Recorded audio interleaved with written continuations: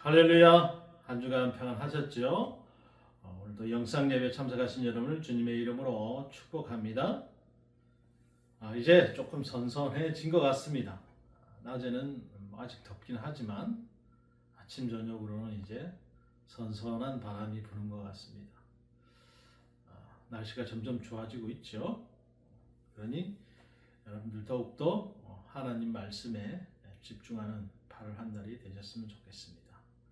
자, 오늘은 사사기 7장 15절에서 25절의 말씀으로 여호와의 칼날이라는 제목으로 여러분과 은혜를 나누고자 합니다.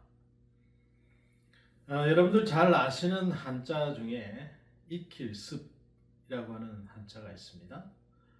이 글자를 보면 깃우자와 또 흰벽자가 합쳐진 모양인 것을 우리가 알 수 있는데요.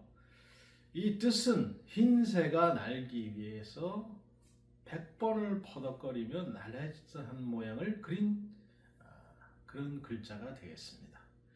흰새라고 하는 것은 아직 다 자라지 못한 어린 새를 지칭하죠. 어린 새가 수도 없이 날개짓을 해서 그것이 몸에 익을 때에야 비로소 하늘을 나는 새가 될 수 있다는 뜻을 이 글자 안에 담고 있는 것입니다. 자, 오늘 말씀에 겁쟁이였던 기드온이 진짜 큰 용사가 돼서 승리를 거두게 되는 장면이 나옵니다. 이런 엄청난 변화가 어떻게 이루어지었겠습니까? 바로 하나님께서 그에게 몇 번이나 반복해서 말씀하시고 다양한 수단으로 확신을 심어주셨기 때문에 하나님은 기드온 한 사람을 낳기 위해 해산의 수고를 감당하신 것이죠. 이를 위해서 하나님께서 마지막으로 택하신 수단이 바로 이제 보리떡과 칼이라고 하는 이 이상한 꿈 이야기가 등장하게 되는데요. 이 꿈 이야기가 오늘 우리에게 들려주는 메시지가 무엇인지 함께 나눠보고자 하는 것입니다. 그래서 또 그 여호와의 칼날이 라고 하는 것이 어떤 역할을 하는지도 알아보고자 하는 것이죠. 자, 우리가 기드온 하면 겁쟁이 뭐 이런 단어들이 많이 생각이 나는데요. 기드온이 이제 미디안과 전쟁을 벌이기 위해서 여기저기 사신을 보내서 사람들을 모읍니다. 그런데 하나님이 그렇게 모은 사람들 거의 대부분 다 돌려보내죠. 자, 그리고 기드온 곁에 몇 명이 남아 있느냐? 단 300명만 남아 있습니다. 자, 이때 기드온의 마음이 어땠을까? 아니, 도대체 300명으로 뭘 하라 말이냐? 미리 유서라도 써놔야 되는 것이냐? 아니면 그냥 도망쳐 버려야 되나?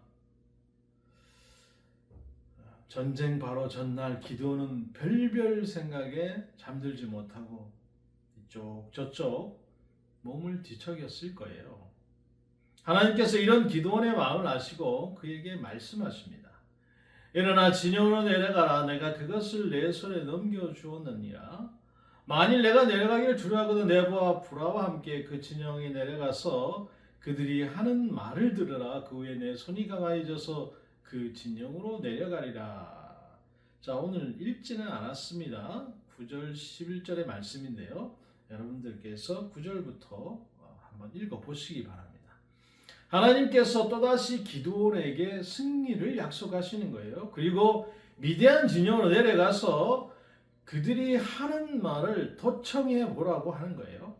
자, 이에 기드온은 자신의 부하와 함께 적의 진영으로 이제 내려갑니다. 그리고 메뚜기와 같은 수많은 적들과 해변의 모래 같은 낙타들을 보게 되죠.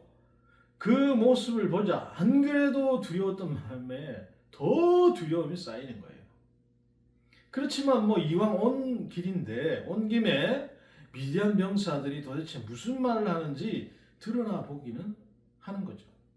자, 귀를 기울여 보니까 어떤 미디안 병사가 그의 친구에게 자기가 꾼 꿈에 대해서 말해주고 있는 거예요. 곧바로 친구가 그 꿈을 해석해 줍니다.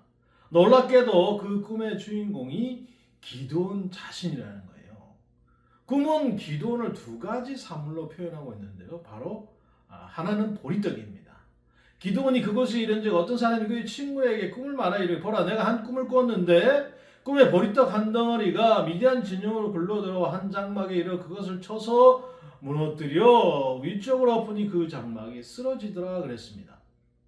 그리고 또 하나의 말이 있어요. 그것은 바로 칼인데요. 그의 친구가 대답하여 이르되 이는 다른 것이 아니라 이스라엘 사람 요아스의 아들 기드온의 칼이라. 하나님이 미디안 그 모든 진영을 그의 손에 넘겨주셨느니라 하더라. 자, 한 사람을 표현하고 상징하는 말이 두 가지입니다. 그런데 이 두 개의 말들은 서로 정반대의 성격을 가지고 있는 물질이에요. 왜 그렇습니까? 떡은 여러분 물컹물컹하지요. 하지만 칼은 단단합니다. 떡은 뭉툭하지요. 하지만 칼은 날카로워요. 우리가 보통 떡이라고 하면 어떤 이미지를 가지고 있습니까?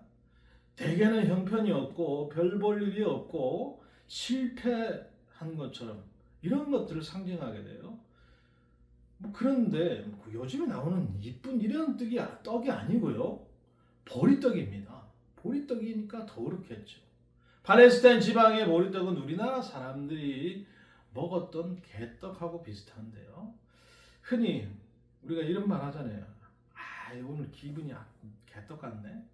오늘 날씨가 아주 개떡 같아. 뭐 이런 식으로 씁니다. 그러나 여러분 칼은 다르죠. 칼은 예리함을 의미하지 않습니까? 칼은 떡을 자르는 매성, 단호한 결심 이런 것들을 의미해요. 그리고 칼 같은 성격, 칼날 같은 기사, 날선 진리 뭐 이런 식으로 표현을 우리가 씁니다. 이 두 개의 말이 하나의 대상을 지시할 수 있습니까? 이거 없다는 거죠. 도저히 한 사람에 대해서 같이 쓸 수 없는 말인 것입니다. 그런데 기드온을 향해서 너는 떡이다. 그런데 동시에 너는 칼이다. 하나님께서 이렇게 말씀하고 계시는 거죠.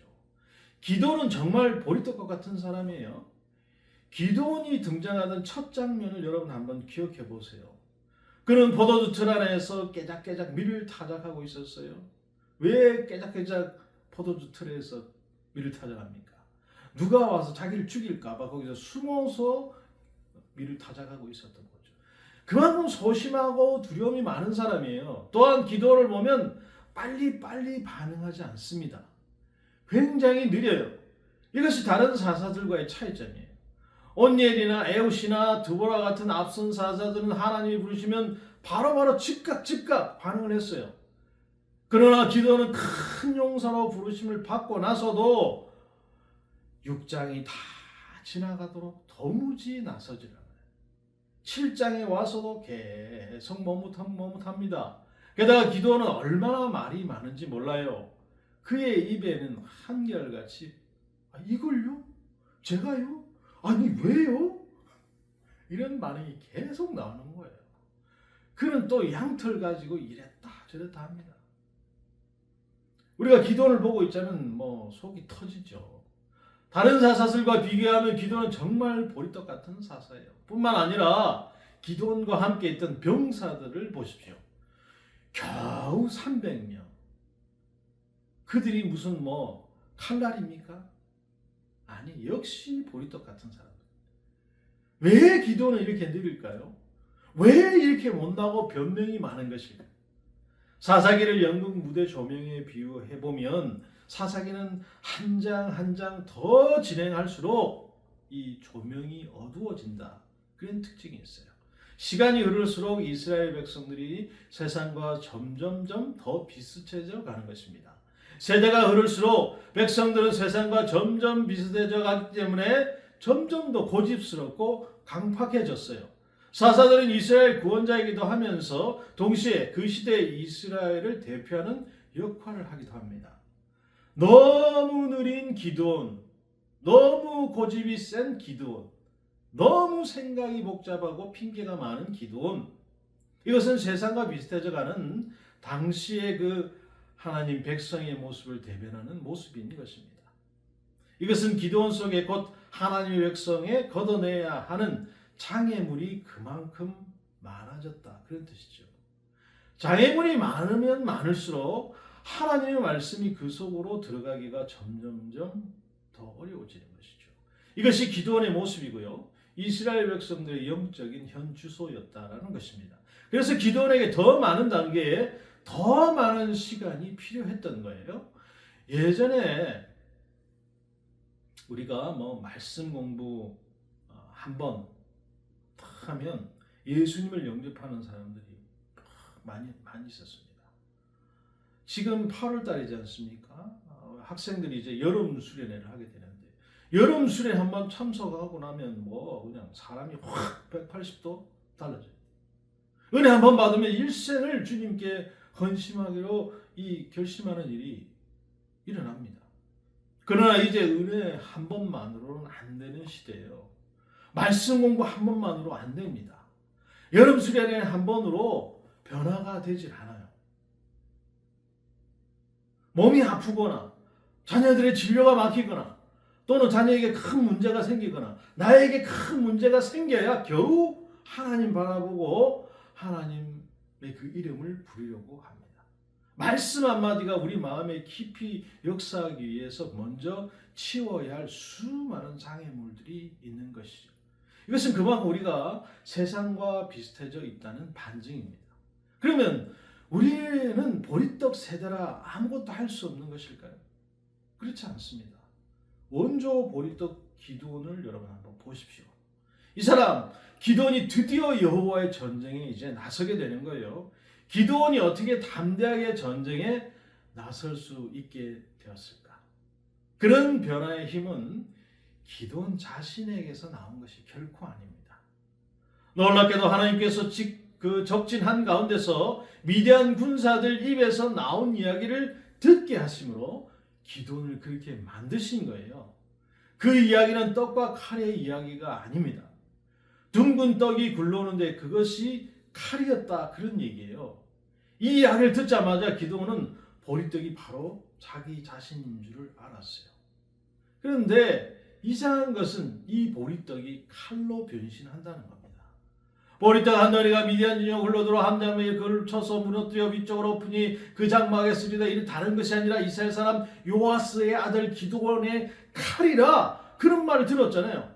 보리떡? 그래, 저거 나 기드온인데, 그런데 어떻게 칼날로 바뀌어 버리나? 떡인데 칼이 되는 거. 전혀 어울릴 것 같지 않던 두 물건, 떡이 칼로 변하는 겁니다. 이야기를 듣고 나서야 이 고집센 사람 기드온이 드디어 일어나서 여호와의 전쟁을 수행하게 되는 거예요. 하나님께서 기드온 속에 있던 마지막 장벽을 무너뜨려 주신 것입니다. 그 무엇으로도 일으켜 세울 수 없었던 이 보리떡 인생을 하나님께서 벌떡 일으켜 세우신 거예요. 자, 이어서 기드온과 300군사가 싸우는 모습을 보십시오. 이들이 들고 싸우는 그 무기를 한번 보세요. 칼과 창과 총입니까? 아니에요. 나팔과 항아리와 횃불이에요. 20절에 세대가 나팔을 불어 항아리를 부수고 왼손에 횃불을 들고 오른손에 나팔을 들어 불며 외쳐 이르되 여호와 기드온의 칼이다. 여러분, 전쟁에 나섰다면 당연히 들어야 하는 무기가 무엇입니까? 당연히 칼이죠, 그 시대. 그런데 칼은 한 자루도 없고요, 나팔이나 불고 항아리나 부수고 있는 거예요. 이게 무슨 축구 경기 응원하러 왔습니까? 더 아이러니한 것은 칼 한 자루도 없는데 이스라엘 군사들은 여호와와 기드온의 칼이여라고 외치는 거예요. 보리떡 같은 무기, 개떡 같은 무기를 가지고 있으면서 뭐라고 외치는데 이것이 우리의 칼이다 라고 외치는 거예요. 칼로 변한 보리떡이 이렇게 믿음으로 일어서니까 미디안 군사들이 하나같이 떡실신하고 말았다는 거예요. 서로 칼로 치면서 개떡처럼 망가져 버렸다. 하나님의 백성들이 여호와의 전쟁에 나서기 위해서는 용감하게 무너뜨려야 하는 장벽이 많이 있습니다. 가나안 곧 세상과 비슷해져 있을수록 그 장벽은 더 많아진 것이고 더 강력할 거예요. 그 장벽들은 크게 우리가 세 가지로 나눠볼 수 있는 거예요. 먼저는 자아의 장벽입니다. 하나님께서 아무리 큰 용사여 여호와께서 너와 함께 하시도다 라고 말씀을 하셨어도 기드온은 일어날 수 없었어요. 왜냐하면 자기 자신을 볼 때 큰 용사가 아니었기 때문에 그런 겁니다. 이런 상태에서는 하나님의 음성을 들어도 일어설 수가 없는 거예요. 그래서 하나님께서 밤에 이 우상을 부수는 그 부끄러운 순종이라도 억지로 하게 하심으로 기드온의 그 자아의 장벽을 균열이 가게 만드시는 거예요. 우리도 반복된 실패를 경험하지 않습니까? 낙심이나 자기 연민이나 피해의식에 빠져 있으면 이런 반응들이 나오는 거예요. 한 영혼의 목자, 하나님 나라의 복음을 전파하는 사명, 아니 이것이 도대체 교회를 다니는 나와 무슨 상관이 있단 말인가? 하나님은 이 자아의 장벽을 먼저 무너뜨려 주고자 하시는 거예요. 이를 위해 하나님 우리에게 위험을 감사라고 하실 수도 있습니다. 이때 우리가 보여야 할 반응은 바로 순종입니다. 작은 순종도 좋고요. 부끄러운 순종도 좋고요. 소심한 순종도 좋고요. 어찌되었든 순종이어야 한다는 거예요. 그래야만 이 자아의 좁은 세계에서 벗어나서 하나님이 빚어내는 나를 경험할 수 있게 된다는 것이죠. 두 번째 장벽은 바로 불신의 장벽입니다. 불신의 장벽이라고 하는 것은 하나님의 살아계심이 잘 믿겨지지 않고 경험되어지지 않는 거예요. 내 인생을 봐도 그렇고 세상을 봐도 그렇고 도무지 하나님께서 역사하시는 것처럼 보이질 않는 겁니다. 기드온은 이 장벽이 거대해서 믿을 수가 없어요. 그래서 기드온은 전쟁터로 바로 나가지 못합니다. 양털 뭉치에만 이슬이 가시는 그런 요것만 적게 해달라. 양털 빼고 다 적게 해달라. 이런 요구를 하나님께 하는 거예요. 하나님을 내 손으로 만져보지 않고는 도무지 믿을 수가 없을 것 같아서 그렇게 하는 거예요. 하나님이 이런 기도원의 무리한 요구에도 응답하시고 두 번째 장벽을 무너뜨려 주십니다. 주님을 믿게 해주십시오. 주님을 느끼게 해주십시오. 또 하나님께 실망할까봐 제 인생을 하나님께 드리지 못하는 이 장벽을 무너뜨려 주십시오. 여러분, 우리도 이렇게 기도할 수 있어야 합니다. 하나님께서 이런 우리의 기도에 응답하시고 자신의 살아계심을 우리에게 나타내 보일 것이기 때문이죠. 그러나 이것이 끝이 아닙니다. 마지막 장벽이 하나가 더 있는데요. 그것은 두려움의 장벽입니다. 자아와 불신의 장벽이 무너져서 전쟁터에 왔는데 기드온은 내려가지 못하고 있는 거예요. 왜냐하면 두려움 때문이죠. 두려움의 이유가 뭡니까? 전쟁터에 와서 보니까 나는 보리떡입니다. 저 수많은 미디안 군사들이 가진 칼날을 보니까 기드온이 두려워서 꼼짝할 수가 없는 거예요. 우리가 교회에서 말씀 듣고 기도하고 교제하고 나면 승리할 것 같다는 믿음이 생기죠. 그러나 막상 세상에 나가면 교회의 문을 나서는 순간 나는 여전히 보리떡이고 세상에는 날카로운 칼날들이 질비한 거예요. 그 모습을 보고 두려워할 말도 못하고 할 일도 못하게 되는 것입니다. 이 두려움의 장벽이 무너져야만 하는 거예요. 이 장벽이 우리 영혼에 와르르 무너져야 주님과 함께 믿음의 싸움을 쌓을 수 있게 되는 것입니다. 어떻게 두려움의 장벽을 무너뜨릴 수 있습니까? 어떻게 강한 용사가 될 수 있습니까? 상식적으로 볼 때 강하게 되기 위해서는 미디안처럼 힘을 길러야 하는 것이 맞죠. 메뚜기 같은 수많은 수의 군사를 모아야 하고 칼과 창으로 무장하고 있어야 맞죠. 그런데 하나님께서는 정반대로 하시는 겁니다. 첫 번째 모였던 그 32,000명이라고 하는 엄청난 군사를 줄이고 다 줄여서 300명까지 줄이도록 하시는 거예요. 그리고 가지고 있던 무기 다 내려놓고 대신에 나팔과 횃불과 항아리를 들게 하시는 거예요. 우리가 상식적으로 볼 때 여러분, 이것은 강하게 만드시는 것이 아니라 도리어 약하게 만드시는 것이 분명해요. 자, 이러면 이미 있던 두려움의 장벽이 어떻겠습니까? 더 높아질 수밖에 없지 않겠습니까? 두려움의 장벽을 무너뜨려야 할 순간에 하나님께서 왜 이렇게 하시는가? 하나님의 백성이 두려움을 이기고 강하게 되는 것은 세상의 길과 다르기 때문에 그런 거예요. 디모데후서 2장에서 그때까지 산전수전 다 겪은 사도 바울이 다음 세대의 믿음의 싸움을 수행할 디모데에게 이렇게 권면합니다. 내 아들아, 그러므로 내가 그리스도 예수 안에 있는 은혜 속에서 강하고, 아멘. 여러분, 이 말은 너무나 이상한 말이에요. 과연 은혜 안에서 여러분 강할 수 있습니까? 강하기 위해서는 은혜 안에 있으면 안 되지 않습니까? 그러나 사도 바울은 단호하게 권면하는 거예요. 은혜 속에서 강하라. 은혜 안에 있다는 것이 무엇입니까? 내가 무능하다는 것, 내가 가난하다는 것, 내가 부족하다는 것을 고백하는 거예요.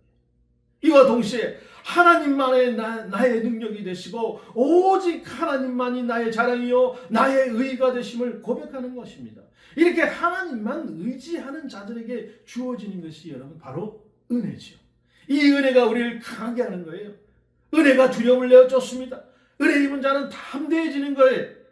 기도원 속에 있는 장벽을 끝까지 무너뜨리는 하나님의 마지막 펀치가 여러분 바로 이것인 것이에요. 내가 하나님 은혜 안에 있다는 것을 발견하는 거.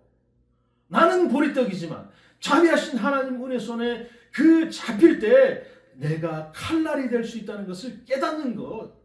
이것이 기도원의 영혼에 결정적인 자유와 용기를 주게 되었다는 것이죠. 나는 보리떡이다. 그런데 보리떡이 엉금엉금 굴러가면 여호와의 칼날이 된다.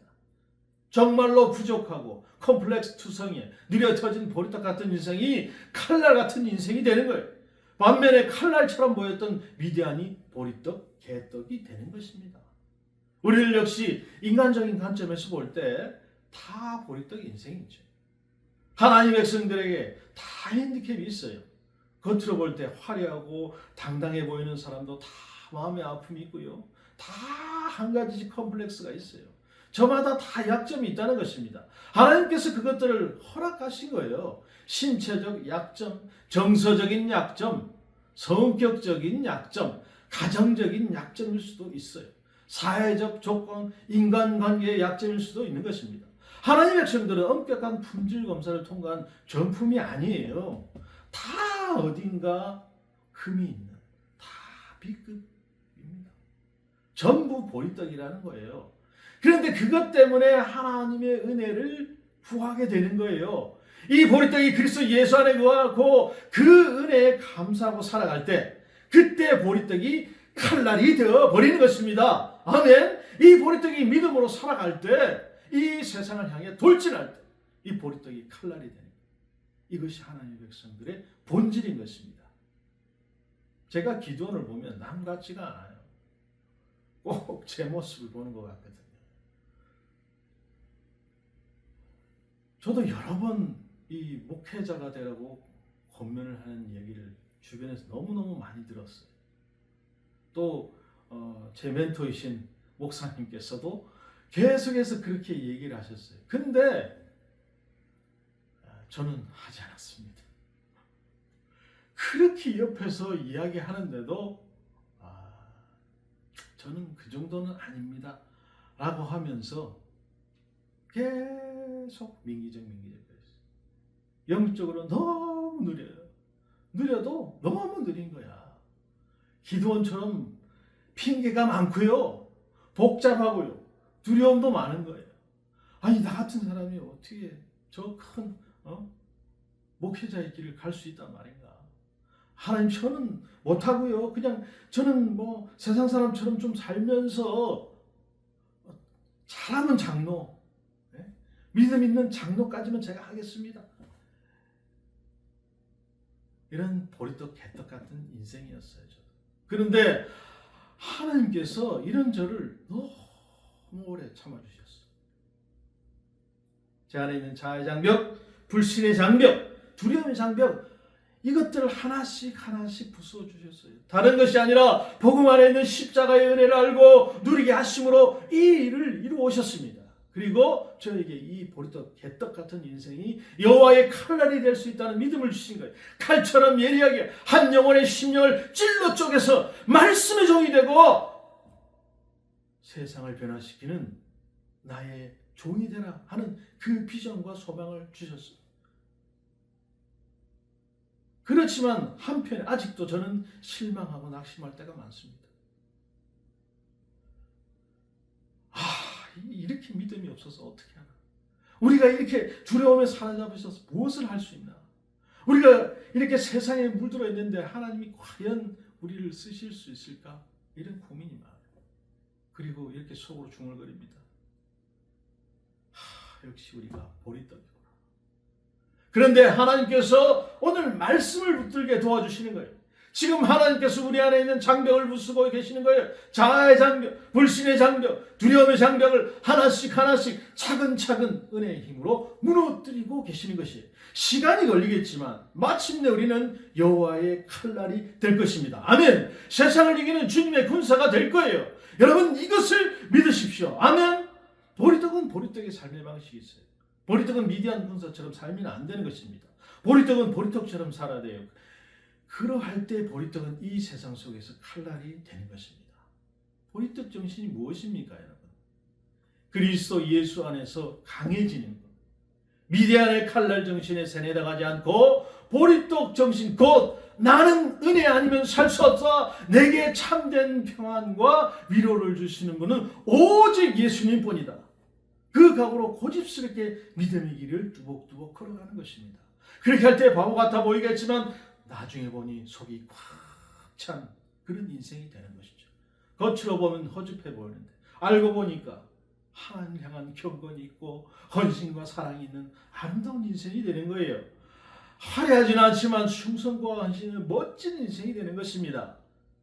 이런 사람들이 세상이 감당할 수 없는 여호와의 칼날인 것입니다. 사랑하는 예수님의 성도 여러분, 보리떡 같았던 우리를 하나님 손에 쥐어진 그 칼날로 바꿔주시는 주님께 감사와 찬양을 드립시다. 우리가 은혜의 힘으로 자아와 불신과 두려움의 장벽을 허물고 세상을 이기는 다 여호와의 칼날 같은 그 승리자들이 다 되시기를 주님의 이름으로 축복합니다. 사망의 음침한 길 걸어도 해를 두려워하지 않음은 주께서 나를 지키심이라. 여호와는 나의 빛이요 여호와는 나의 구원이시니 여호와는 내 생명의 능력이시니 강하고 담대히 나아가리라. 여호와는 나의 빛이요 여호와는 나의 구원이시니 여호와는 내 생명의 능력이시니 강하고 담대히 나아가리라. 여호와는 내 생명의 능력이시니 강하고 담대히 강하고 담대히 나아가리.